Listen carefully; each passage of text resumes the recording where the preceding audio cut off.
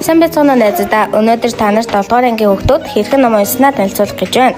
Игэл хүүгэн Тэмүүжин гэдэг номын эцэг эхийн зөвлөлөөс өгч бид нар уншсан.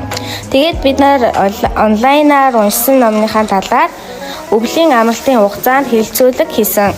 Хамт хэлэлцүүлэг хийж өгсөн багш нар маань Japan, USA, Чех гэх улсуудаас оролцсон байгаа.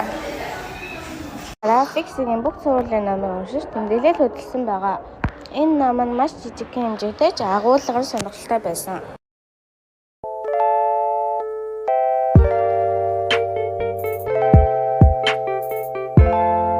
Би орой бүр дүүдээ солонгос хэл дээр ном уншиж өгдөг. Дүүдээ ном уншиж өгөх нь надад ч солонгос хэлний үгийн баялаг нэмж тус болдог. Би англи болон монгол хэл дээр ном уншдаг. Ном уншсанаар миний үгийн баялаг нэмэгдэж, зөв бичих дүрэн болон найруулан бичих чадвар нэмэгдсэн. Миний хувьд 3 настай дүүтэй даанч дүү маань сайн хэлд орохгүй байгаа учраас би сүүлийн үед монгол хэл дээр хамт ном уншиж байгаа. Одоо дүү маань хэд хэдэн үгийг сайн хэлж ярьж байгаад би баяртай байгаа.